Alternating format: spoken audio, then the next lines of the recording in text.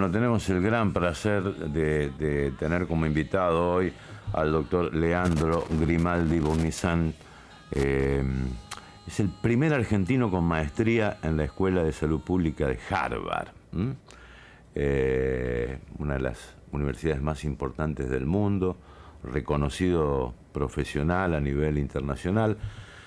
Es santafesino, está por unos días aquí en Santa Fe, visitando a la familia y por cuestiones familiares. Nacido en Barranquitas, ¿no? Buen día. Buen día, ¿cómo va? Nacido en Barranquitas. Nacido en Barranquitas y de Barranquitas a Harvard. Sí.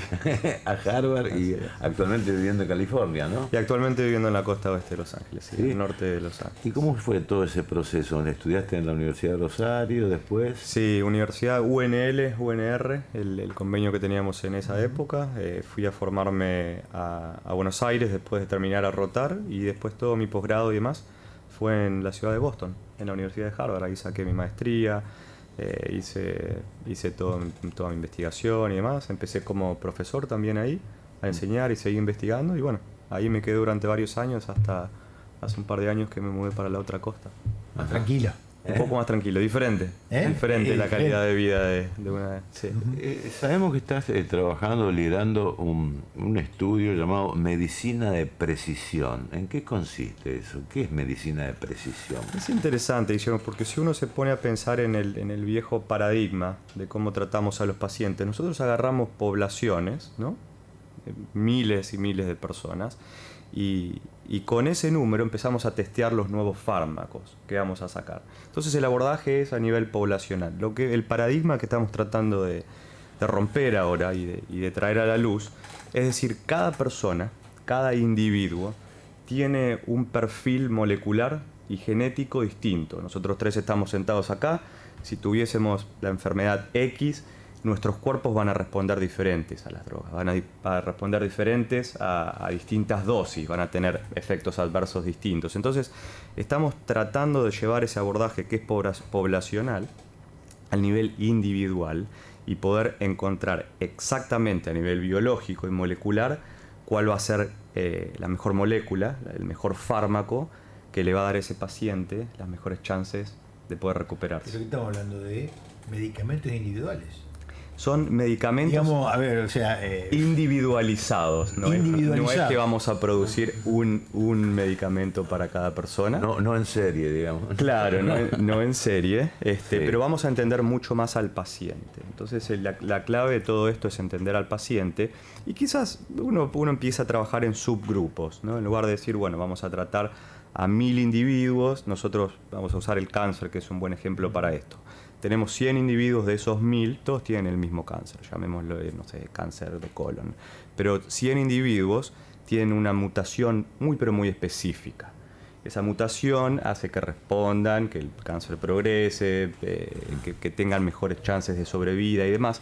Entonces, nosotros sabemos cuáles van a ser las drogas o la combinación de drogas que les podemos dar para que tengan las mejores chances de sobrevivir y de pasar eso. Y ese es el futuro de la medicina. Tiene mucho que ver con la inteligencia artificial, entendiendo nuestra genética y que la gente son diferentes en términos de cómo están compuestos biológicamente.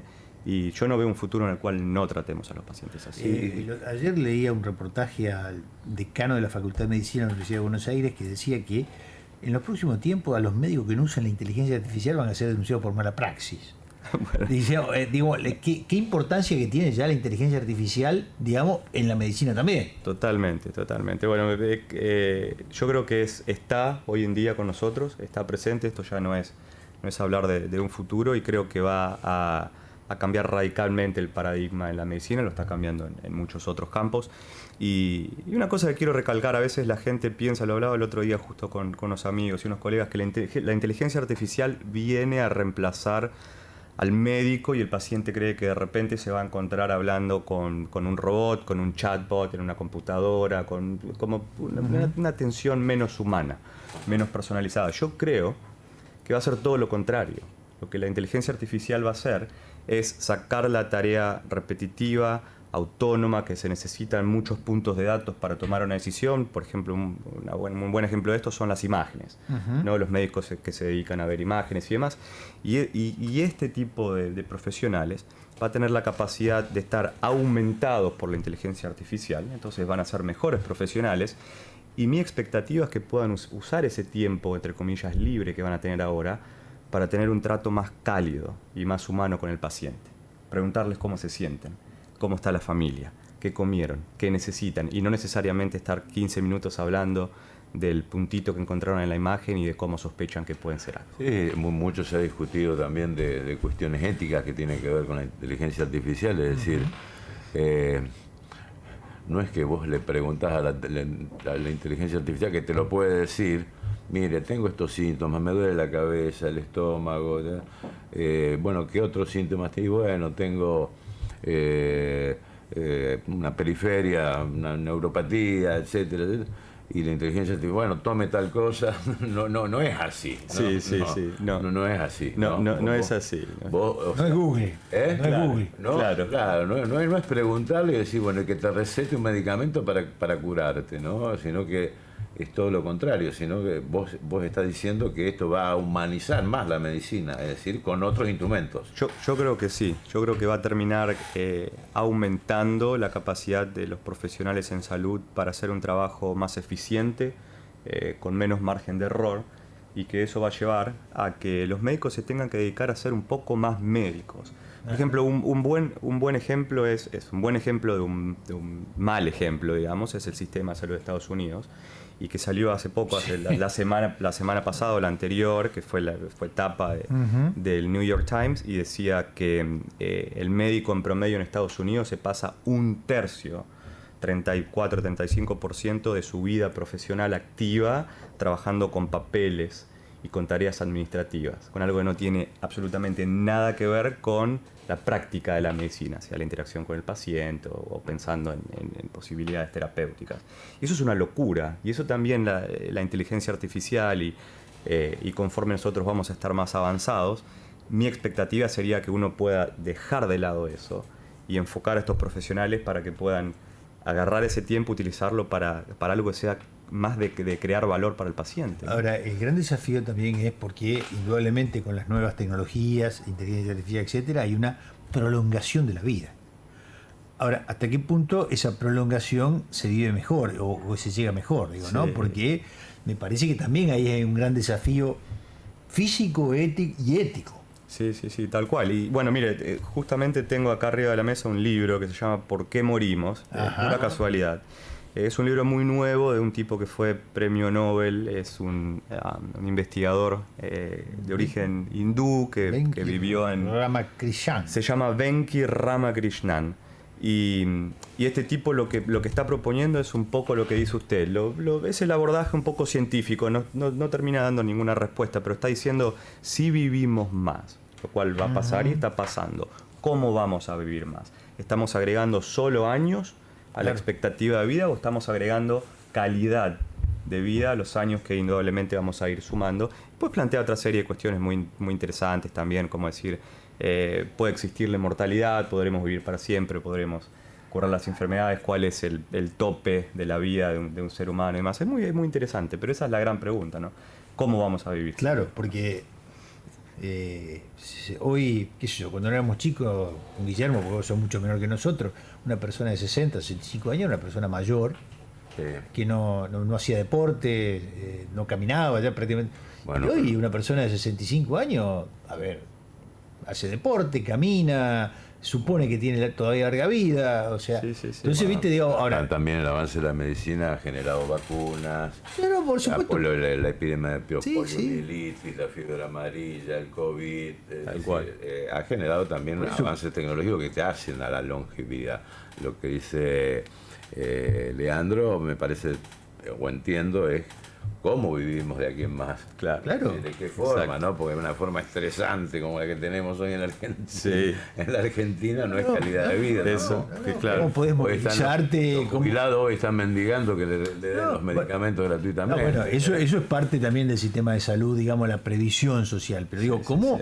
O sea, hoy la medicina te ofrece vivir más, o te permite... Nos da la posibilidad, ¿no? de que hay enfermedades que antes eran tabú, que hoy te permiten seguir. Todavía hay algunas otras que no. Tal cual. Y esto me recuerda hace un par de meses, fue un profesor mío de Harvard a dar una charla acerca de donde vivo, Y lo fui a saludar y estábamos charlando y demás. Y una de las cosas que le dijo a la audiencia, estos son chicos que recién empiezan la universidad ya, les dijo, ustedes se tienen que preparar para tener una vida profesional en la cual tengan al menos 2 o 3 carreras diferentes.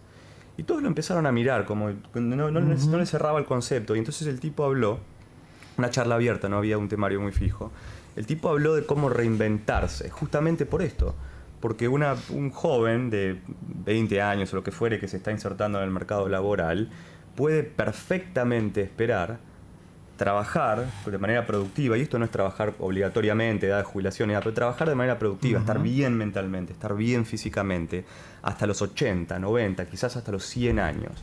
Y eso indica que es muy difícil que tenga uno a alguien que diga, bueno, esta persona hizo 60 años de, no sé, programación en sistemas, por poner un ejemplo cualquiera, ¿no? Entonces lo que el tipo empezaba a decir es que ustedes van a ser parte de la generación que va a tener que reinventarse cada 10, 15, 20 años. Hay gente que le gusta moverse más, hay gente que le gusta estar por el mismo carril durante muchos años, pero me dejó pensando y reflexionando eso. Sí, sí. Claro. Leandro, ¿cómo juega?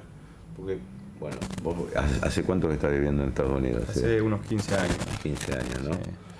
Es decir, y hoy la Argentina vive momentos de incertidumbre, bueno, ajustes, uno mirando a ver si llega a fin de mes, no llega a fin de mes.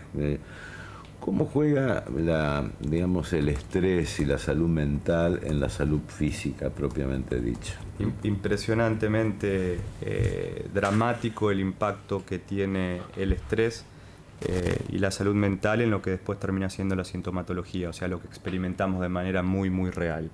Hay muchas cosas que se pueden hacer, es muy difícil en países como la Argentina, que hay mucho cambio, mucha incertidumbre y más, pero pasa en muchos lugares. Ejemplo, para ir a un país desarrollado, tuve la fortuna hace poco tiempo de estar en Japón y viven con un nivel de estrés muy, pero muy alto, y esto tiene que ver con las presiones laborales que tiene, es una de las sociedades que más trabajan. Entonces, yo siempre le digo a la gente que hay pequeñas cosas que se pueden hacer, que no tienen que ver con lo farmacológico, pero que puede cambiar la vida dramáticamente para una persona. Y son cosas tan simples como buena higiene del sueño, como el ejercicio, como la buena dieta, como estar hidratados. Hay gente, como el otro día leía una estadística que en los países de Latinoamérica, 15 a 20% de la población está crónicamente deshidratada. Y esto no tiene nada que ver con el estatus socioeconómico. Es gente que no se hidrata bien durante el día. Entonces, toda la sumatoria de estas pequeñas cositas, más el estrés que vive la gente en el día a día, hace que después tenga repercusiones físicas muy... Ahora, ¿cómo se mide el estrés? No sé si es mito o realidad, pero bueno, en algún momento se dijo que incluso algunos cánceres provenían de productos de estrés y de... Por supuesto, porque el estrés termina desencadenando un montón de reacciones en el cuerpo, pero una de las cosas que más hace es que nuestro sistema inmune, que son las células que tienen que pelear contra todo lo malo, sea un patógeno, sea un cáncer o lo que fuere, no esté trabajando al 100%.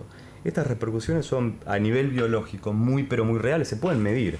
Esto se puede medir, entonces no es uno decir, bueno, tengo estrés y tengo una migraña, o me duele la cabeza, o me agarran dolores de articulaciones. Hay algo muy real que pasa en el sistema inmune. Vivimos en este estado constante de inflamación crónica. Sumado a eso, nuestro sistema inmune no está respondiendo bien, y por supuesto, cuando se da la aparición de un cáncer, cuando aparece un patógeno y demás, nuestros cuerpos no están preparados para pelearlo. Por eso todo esto es tan importante. Ahora, ¿cómo se mide el estrés y cómo notás que hay estrés? Digo, porque la mayoría suponemos que tenemos o que no tenemos estrés, o decimos, no, yo no tengo estrés y eso no es así, digamos, cada uno, o sea, o por trabajo, o por necesidad económica, o por problemas familiares, o por problemas, digamos, esto me parece que es algo que nos atraviesa a todos. Sí. Y por supuesto también después hay que aclararle a la gente que hay un nivel de estrés, de ansiedad y demás que es saludable, si se quiere, ¿no? Todos lo tenemos en el día a día porque a todos nos pasan cosas en general. Hay diferentes escalas, hay test incluso que son gratis, que la gente puede encontrar, lo puede googlear y encontrar online. Pero lo más importante, Mario, es entender cuál es el piso de cada uno. Entonces uno tiene que entender, vamos a hablar de algo concreto para que la gente se lleve algo, ¿no? No sé, Mario hace 20 años dormía 8 horas ininterrumpidas. Estoy dando un ejemplo concreto. En los últimos 5 años empezó a dormir 3 horas ininterrumpidas o 4, y esas 4 horas no son buenas. Entonces, cuando uno entiende individualmente qué es lo que le ha funcionado bien en momentos, y cada uno lo define a eso, de bajo estrés, entonces eso es lo que uno debería siempre apuntar a tener, y ahí es donde uno puede hacer los ajustes. No sé, Mario me llamó por teléfono y me dice, no sé, no cambió nada, Leo, pero la realidad es que ahora lo que antes era un libro, ahora es una pantalla. Entonces me quedo con la pantalla hasta el minuto que apago la luz y me voy a dormir, y eso veo que me afectó. Entonces, bueno, el patrón del sueño son cosas que uno puede empezar hay que hacer, es un trabajito que hay que hacer, ¿no? Bastante exhaustivo, y en base a eso uno después puede tomar las medidas adecuadas, ¿no? Estaba leyendo una encuesta del fin de semana donde casualmente con lo que vos decías, Leandro, de cómo fue evolucionando la relación social de los seres humanos en el mundo, y donde antes estaban la familia, los amigos, la escuela, los compañeros de deporte, y hoy en día el 70% es online. Claro. O sea, el 70% es la comunicación online, no ni la familiar, ni la de los compañeros de la escuela, ni los compañeros de deporte. El 70% es online. Sí, no, es increíble. Del tiempo diario de cada uno. Es increíble. Estaba hablando con una colega que vivió en Dinamarca muchos años, y me hizo una pregunta que me agarró muy mal parado. Definitivamente no sabía la respuesta, y me dijo, ¿vos sabés cuál es la receta más común en los países escandinavos? Hay otros lugares del mundo que también esto es cierto, en Japón y demás. Y yo le digo, empecé a pensar en fármacos, ¿no? Porque me preguntó por recetas y empecé a tirar. Y me dice, no es un fármaco. Y le dije, bueno, Ana, no tengo ni idea si no es un fármaco. Y me dice que lo que hacían, en donde ella estaba trabajando y viviendo durante muchos años, es recetar, Guillermo, que la gente se desconecte y que salga a caminar, o que se vaya a reunir con amigos. Y esto es una receta, esto es algo muy cierto, pero porque el médico lo que le termina diciendo a ese paciente es, antes de darte la pastillita para esto, para aquello y para esto, ¿por qué no volvemos a lo básico? A 30 años atrás. Sí, 30 años atrás. 30, 40 años atrás. No estaba y después de eso recién, pueden pasar a otras alternativas terapéuticas. Ahora, vos planteás esto, algo dijiste de fármacos dirigidos a tal y tal paciente. ¿Esto genera tensión con los laboratorios o con las prestadoras de salud? Digo, porque acá hay que hablar de costos también. Sí. Es decir, a ver, la herramienta va a estar, ustedes trabajan para darnos mayor calidad de vida, pero el tema termina siendo quién lo paga. Sí, no, totalmente. Es una gran pregunta. La respuesta es, no lo sabemos, pero creemos que no. Y la razón por la cual creemos que no vuelve a lo que hablábamos antes de la inteligencia artificial. Mire, le doy un ejemplo bien concreto. Se demora entre 10 a 12 años en generar un fármaco, pasar todos los estudios de investigación, preclínicos y demás, y hasta que ese fármaco ingresa al mercado, sí, está aprobado por el FDA, las agencias europeas, y cuesta $2 billones en promedio. Sí. Entonces lo que nosotros estábamos haciendo es agarrar y entender un poco más de las características del paciente, para después decir, bueno, este subgrupo de pacientes tienen determinadas características que hacen que, si nosotros le damos el estándar, el tratamiento estándar, puedan responder de diferentes maneras. Entonces, nos tomamos un poquito más de tiempo de entender el paciente, hay un costo para eso, obviamente hay un costo asociado, pero después, lo que nosotros creemos que la medicina de precisión va a llevar a que los resultados sean muchísimo mejores. Entonces, a largo plazo, creemos que la ecuación se va a balancear en términos de costo-beneficio. Obviamente que esto es toda una teoría, todavía no está tan avanzado esto como para saber, pero bueno, esa es la teoría que manejamos desde el punto de vista de la economía, ¿no? En términos generales, ¿cómo estás viendo el tema de la salud pública en Argentina y después de tu experiencia también en la salud de Estados Unidos, ¿no? Sí, son muy diferentes. La realidad es que muy diferentes, ¿no? En Estados Unidos es el único país desarrollado que no tiene lo que nosotros llamamos el sistema universal de salud. Y bueno, como ustedes sabrán, no le está yendo muy bien en ese aspecto. Es un país que gasta aproximadamente 20% o invierte 20% de su Producto Bruto Interno, que es gigante para el sector salud como punto de referencia para la audiencia. El promedio de los otros países desarrollados está entre el 8 al 10%, o sea que es el doble de eso. Y los resultados en salud ponen a Estados Unidos ni siquiera entre los primeros 35 países del mundo. Eso es catastróficamente malo, porque son por mucho los que más gastan y no tienen demasiados buenos resultados. Lógicamente que está la mejor medicina, están los mejores médicos, están los mejores nosocomios. Hablo a nivel país, no a nivel poblacional. La Argentina, bueno, siempre ha seguido un modelo diferente y en Estados Unidos, ahora con la nueva presidencia y demás, están viendo algunos cambios, pero no sabemos exactamente qué es lo que terminaron va a pasar. matando a un gerente Al CEO de una obra social, digamos, Sí, en Argentina. Digamos, una obra social, una prepaga por la falta de prestación. Digo, y ahora hay toda una inquietud en Hace muchos, un par de semanas en Nueva York. digamos, hay temor de que esto se reproduzca por no dar servicio, digamos, ¿no? Entonces, digamos, esto que decís es sintomático, ¿no? Totalmente. La corriente de expulsión de los inmigrantes también, Sí. no deja de ser un problema, pues no tienen salud. Tal cual. Sí, por eso digo. No tienen salud. Es así. Me dice un médico, la medicina es ciencia y arte, dice alguien que está escuchando, y también en línea de Osvaldo me está diciendo, no es la medicina, es la interdisciplina lo que estamos trabajando. Tal cual, sí, las dos reflexiones son muy, pero muy ciertas. De profesionales ligados a la salud. Bueno, el primero Néstor es un médico y Osvaldo está ligado a la salud, pero no es profesional médico. Digo, siguiendo esta charla, está diciendo esto, ¿no? Sí. La necesidad de la interdisciplina permanente para enfocar al ser humano, ¿no? Por supuesto, y eso es el paradigma de la medicina holística, ¿no? En el cual dejamos de ver al paciente como un conjunto de síntomas y signos y laboratorios y demás, y lo empezamos a ver de una manera más entera, más desde el punto de vista social, desde el punto de vista de qué le está sucediendo en otros aspectos de su vida, y eso es súper importante. Y la realidad, Mario, es que se ha perdido por esta vorágine en la cual tenemos que ver un paciente cada 7 minutos, o que no nos pagan lo suficiente, o que realmente no están incentivados los profesionales en salud para tomarse el tiempo y hacer este trabajo. Esa es la verdad. Hay muchas felicitaciones para el doctor Leandro Grimaldi. Bueno, vamos a reiterar, es el primer argentino con maestría egresado de la Universidad de Harvard. Es santafesino, está por unos días en Santa Fe. Un saludo muy, muy grande de parte de la familia Trovetti, al doctor Grimaldi. Bueno, hay opiniones sobre la inteligencia artificial aplicada a la medicina va a hacer que los médicos se equivoquen menos, dice otra de las opiniones de esta mañana.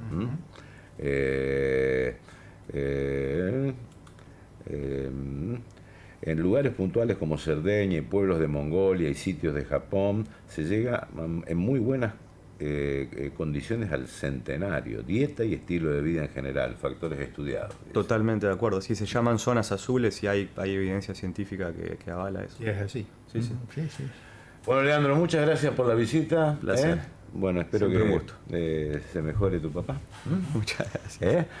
Y trate bien la ciudad. Sí, no, espectacular. Acabo de subir, yo nunca había venido a los nuevos estudios. A la radio nueva. Subí a la terraza y vi la ciudad y impresionante cómo ha crecido.